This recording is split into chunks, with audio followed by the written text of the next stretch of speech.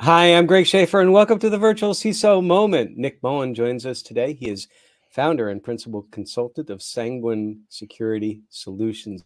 Nick, thank you so much for joining us today. Happy to be here, Greg. So I'd love to hear about your path, how you got started in IT and cybersecurity, and why. It's certainly an interesting field, and then just bring us all the way through to launching your own business. Sure. So I've got a little bit of a strange path, probably like most people. So I was a college dropout. When I was going to college the first time, it was a little bit tougher to get student loans than it is today, and I ran out of money, and so I started working pretty much any sort of job that I could. Retail, food service. I sold cars for a while. I was a bill collector for a while. Wow.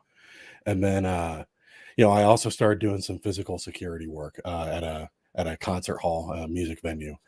And but eventually, I ended up landing a contract job working in IT. A local organization was bringing in a lot of contractors through a staffing company, and I got kind of an entry level job there. And that really that was the launch point for me. I got some experience working with cloud and with data. And then eventually I started working on some security projects and doing some project management work and things like that. And when I started doing some security work, I saw the parallels between what I had done in physical security and with, a lot of the controls that we put in place for information security and cybersecurity. And that really kind of changed things for me. It was the first job that I had had where I really felt like what I was doing was making a difference. And I wasn't just, working a job where I was making somebody else a bunch of money. It felt like a genuine, noble cause. You're helping protect critical services and infrastructure for real people and real assets. So I kind of fell in love, and it made a lot of sense to me. So I went back to school for security, ended up working in various project management roles, kind of supporting IT and security. And then in 2022, I ended up launching my own consulting business focused on solution delivery and cybersecurity. So tell us a little bit more about what your company does. Yeah, so we over the last couple of years, our main focus has been project management and security, which initially I thought was pretty narrow because there aren't a lot of security specific project managers out there. What I found out was that's not really all that narrow. So we're really trying to redefine what our main mission is, which is really going to be around user security and user protection. Oh, okay. Okay. Yeah, project management, actually, my master's is in information systems project management. I had the choice of doing that or doing concentrating on information security, but I'm like, well, I'm already doing that full time. So Yeah. didn't really seem to make too much sense. You talked about some parallels between physical security and cybersecurity. What kind of parallels were you thinking about there? Well, at least in my opinion, most of the great ideas that we have in cyber, we've lifted from physical security concepts or things that the military has been doing for a long time. When I first started getting exposed to cyber, I had somebody that was a security architect that had been doing this for several years, and he really kind of helped make that one for one correlation for me. Um, and the way that he put it to me was, imagine you've got a pot of gold that you're trying to protect. You wouldn't leave it out in your front lawn. You'd probably take it in your house, and if you didn't want anybody to come in your house, you'd lock the door. If you didn't want anybody to come on your lawn, you put a fence up around your lawn. You can add signs on your lawn that say no trespassing. You can put up security cameras. You can get a dog. You can then take that pot of gold and stash it in the basement and hide it in a safe. Those are all the same types of things that we do in cybersecurity, with firewalls, with detective controls, with administrative controls or directive controls. We do the same thing with honeypots. We do the same thing trying to, obfuscate data. It's a lot of the same concepts. It's just applied a little bit differently because we're trying to protect, a logical resource rather than a physical one. And do you find that when you're explaining this to like a general user, that it helps them to understand cybersecurity concepts by distilling it to something that or rather matching it to something that they know and live every day? 100%. That's been the easiest way for me to correlate things to people that aren't necessarily in the know or in the weeds for cybersecurity. Is most people understand physical security. They understand what a security guard is, or what a motion light is, or a camera or something like that. And then when you say, hey, we're applying a lot of the same concepts here in the cybersecurity space, they can really start to understand what that means and how it's being applied, because they see it every day in their in the real world. Got to ask one more question about your background, and as far as like, was there anything that applied from that to cybersecurity? And that's being a car salesman, because I actually, and a lot of people don't realize this, but in cybersecurity and information security, part of what we do is sales. And Mhm. and I'm not talking about if you're like at a bar or something and you're trying to sell a service. I'm like, you're trying to sell people on the concept of cybersecurity and information security. Mhm. So anything from car sales that translated well, or not quite? Absolutely. Just the understanding the difference between a legitimate objection and an excuse. Um, Hmm. There are a lot of individuals that they may object to something because they don't quite understand or they don't see the value add, and those are things that you need to overcome. Versus excuses because you just don't want to do something. Those are things that you may not ever really be able to overcome because they don't want you to overcome them. So the way that you kind of address those two scenarios, that was something that I learned very early in sales, and that I still apply today. So there are some cases where this great Mustang that you're trying to sell, that there are some people that no matter what you say about it, they're just never going to buy it. Correct. I got it. 100%. Well, for those who don't want to buy it, send them to me. Yeah. I'll buy Yeah. it. Absolutely. Okay, so you've been doing this for quite some time. What's your client base, first of all, with regards to Sanguine Security Solutions, like typically? Small business or mid-market. I'm not staffed to handle an enterprise, level client or a Fortune 500. I mostly kind of play in that small to mid-market. I was wondering when we were going to introduce the word enterprise to this conversation. So very well done. We were talking before the recording and about your Star Trek tree back there with all sorts of different variations of the ships, including the Borg cube, which I see right there as well. Yeah, the Borg cube even talks. There's a couple of them that talk. I'm assuming that it says something about assimilation. 100% correct. Very good. Okay, now where was I? We were talking about SMBs. Yes, that's Yep. the reason why I asked about your client base, because that's what I thought. But so from your perspective, not only in your career as you've gone through, but right now with who you deal with your client base, what would you say is one or a few of the most significant threats, risks even, that small and mid-sized businesses face with regards to cybersecurity and or information security? I'd say probably the biggest threat that they face right now is, and I hate to be on the bandwagon for this, but automation and AI. It's making the barrier for entry easier for bad actors, and it's making particularly in the social engineering space. You look at what you can do with video and voice deepfakes. You look at what you can do with automating phishing campaigns, spear phishing, and intel gathering. It's completely changed the OSINT landscape. And if you are a bad actor and you're wanting to target, even a mid-market or a small business, it's a lot easier, it's faster, and it's cheaper than it's ever been.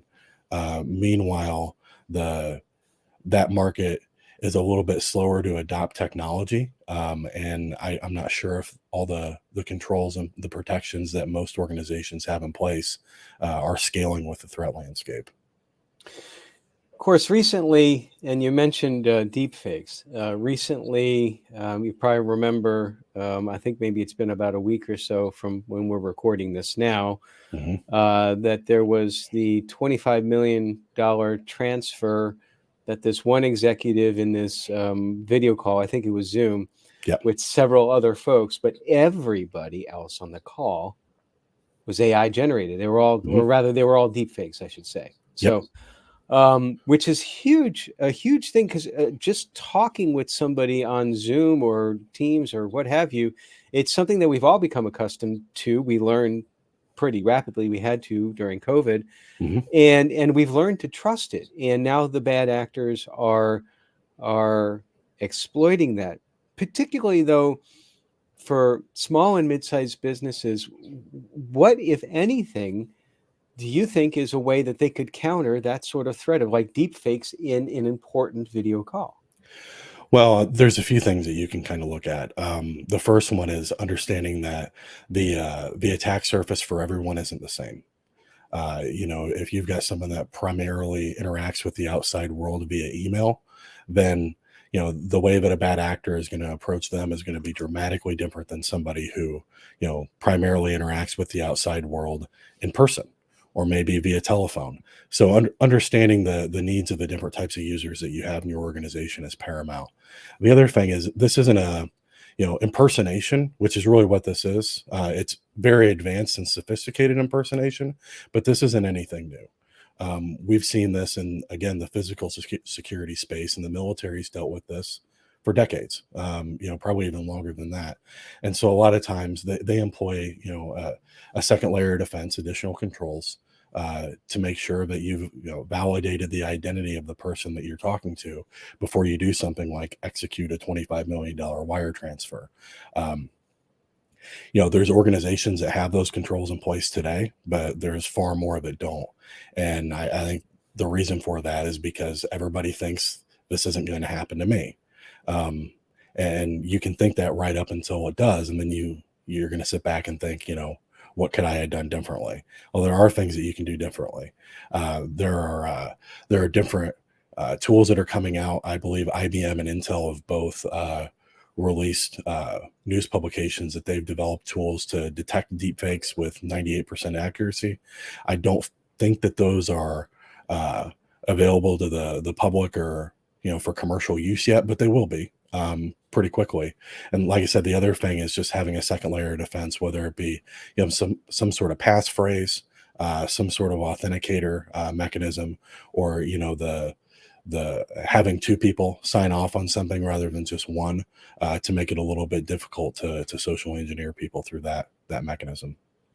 And that's a good point with regards to that, the dual control, if you will. In the financial services sector, they've been doing that for ages. If you're going to Mhm. institute a wire over a certain nominal amount, maybe it's like 10,000 or something along those lines, Mhm. you have to have two separate people performing two separate actions. Right. And I think that this is a great example, because I think that you're right. I think that if there is some sort of layered controls on top of that, just to authenticate, to be sure that the person that you're talking to is the person you're talking to, that's a fairly easy way, I put easy in air quotes, Yeah. to solve something like this. But most organizations, most verticals don't even think about dual control when they do stuff. Right. And I think this is one great example of learning from one sector to another. How would that work though, pragmatically? If let's just say you and I are on this call right now, you're not sure if it's me. Um, um, how would that have worked? Yeah, I mean, that's a little bit more difficult, and I think it's somewhat dependent on the organization. You could do something like go into a Slack or a Teams Messenger and send a message. You could send an email and ask for a confirmation in writing. However, I mean, if they're already in the network, then that makes it that control is a little bit less effective. You can use things like identity verification services. There are a few of those that hook into things like Okta, where you can send a push notification to an authenticator on their phone and ask them to do that in real time. If it were me and I was in charge of a financial silo in a large organization, I'd be looking to employ some sort of push identification or push authentication for any large money transfer. Now, when you're talking about small and mid-sized businesses, particularly on the smaller side, let's just talk startups for a second. You've got folks that they're running lean and mean. They Right. are they're focused on just one thing. A lot of times they've got investors that are looking at milestones, and you have to do something by this milestone. Otherwise, guess what? Your startup ends right then and there. And they're not going to want to put in more friction than they have to in any sort of process. Drawing perhaps maybe from your car sales days, Hmm. how would you approach not just the deepfake, but just in general SMBs to convince them of the value of instituting a certain control? It could be like a dual control for high level transactions, or it could be something else just in general. Yeah. I think you have to make it, you have to actually show them what it looks like in real life. A lot of people, they have a little bit of a fear of the unknown, and they think, hey, we're employing all these additional controls. It's going to be this huge time suck. It's going to, people are going to resist it. It might be, an extra minute added on to a process.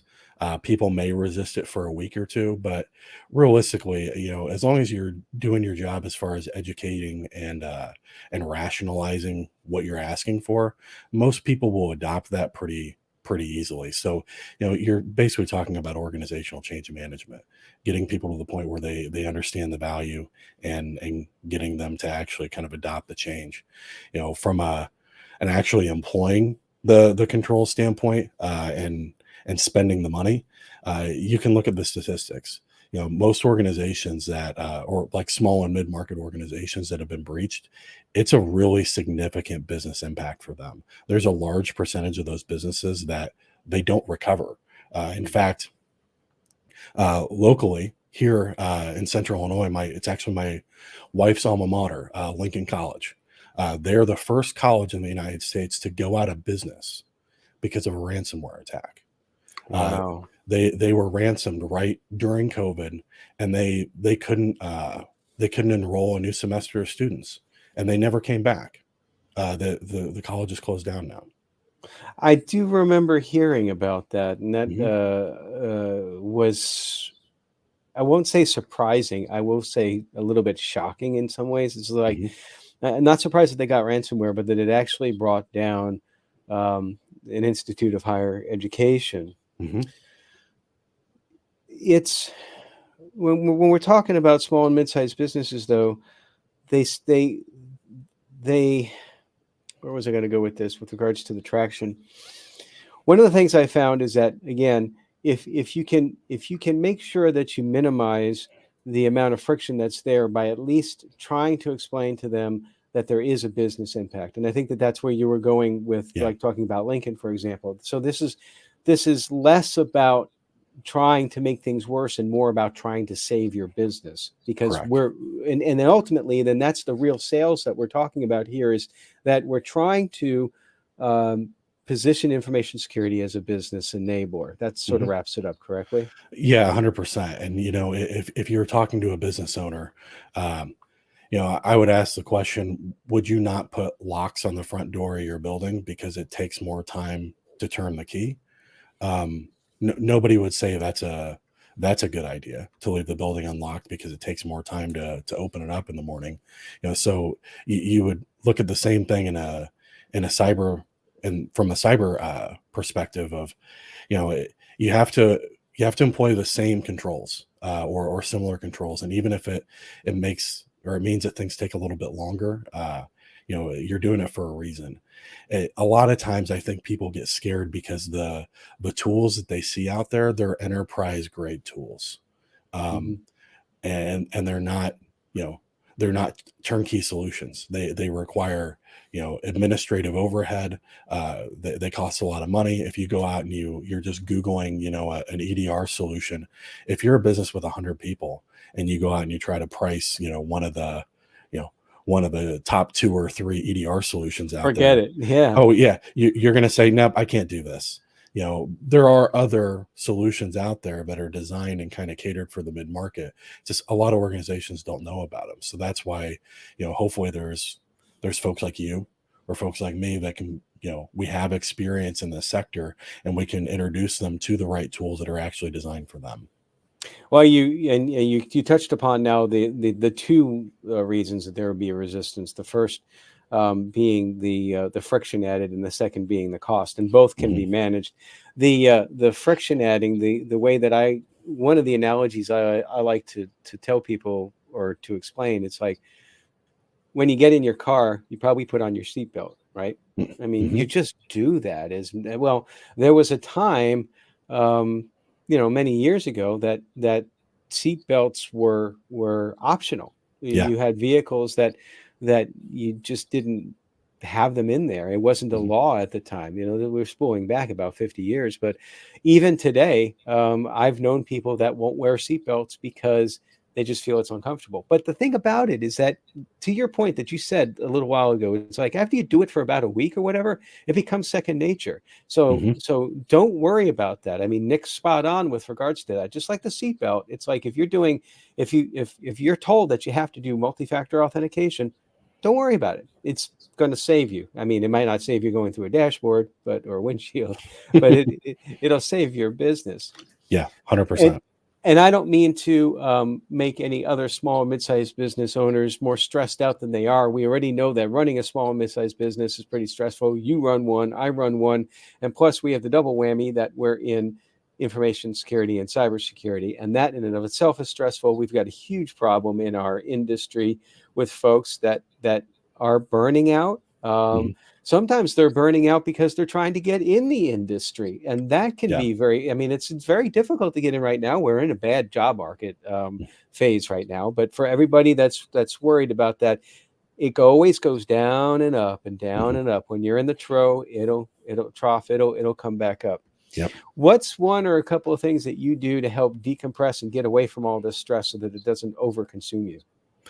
Well, I have 3 young kids. I don't know if that necessarily means that I've got a stress relief valve there. Just stress transfer. Transference of stress. But no, I really love spending time with them. We do a lot of like fishing and camping and things like that. Not email phishing. Not email phishing. Okay. No, just had to be said. No, I'm big into like crappie, bass, trout, walleye. So I like to usually go on a couple fishing trips a year. I'm also big into motorsports. So I usually try to go to a handful of races a year. I'm about 2 hours away from Indianapolis Motor Speedway.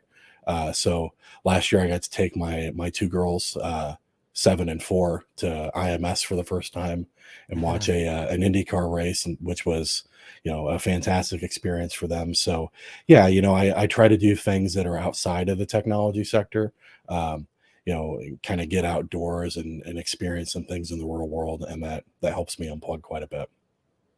I've actually been to that speedway once, not for a race, but just to visit. And but that's been a long, long time. I don't remember much, and also because there was also some adult beverages involved, I should say. I understand. So they've got something really cool. I'm going to plug IMS here. So there's a solar eclipse that's happening here in a couple months, and they've got a viewing party at Indianapolis Motor Speedway. And apparently the eclipse is going to silhouette the big, is it like a bodega that they got, right in the middle of the track. So it should be a pretty cool view. That's awesome. Yeah, I was considering making a trip up to Buffalo to view the eclipse. I decided not to because we had one a few years ago that just happened to go right through Middle Tennessee where I'm at. I will say this: if you've never had the opportunity to see a solar eclipse once in your life, take advantage of it, because it is the weirdest thing. The sky does go dark. You do see stars out, and it does get colder. It is just, and it freaks out the nature, the birds. They don't know what time of day it is. It is really quite an awesome display of nature. So, absolutely. Nick, what are your future plans that you might want to talk about? You're gonna have to get another tree as more Star Trek episode series come out. Yeah, I need to find out whether Hallmark's made some Picard or Strange New Worlds ships that I can add to the tree here. There's money involved. I'm sure they have. Yeah, So, you're spot on. No, so really, what I'd like to focus on over the next year is this idea of you know getting better and more intentional with protecting users and being smarter about the way we do it, not taking a one size all fits or one size all approach to user security, understanding that different people have different needs, whether it be from the tools that we deploy or the training that we provide to prepare and protect them. So I'd really like to continue moving on in that space. And my plan is to really kind of center my entire consulting business around that. that sounds awesome. How can people get a hold of you if they want to? Yeah, so I have the longest domain name ever at sanguinesecurity-solutions.com, but you can reach me there. You can find me on LinkedIn. I've got a pretty good presence on there. Or yeah, you can reach me by email at nick.mullen@sanguinesecurity-solutions.com. Well, Nick, it's been an absolute pleasure having you on here this morning to share both some wisdom about information security and a little bit about solar eclipses and racing and Star Trek. Appreciate your time here this morning.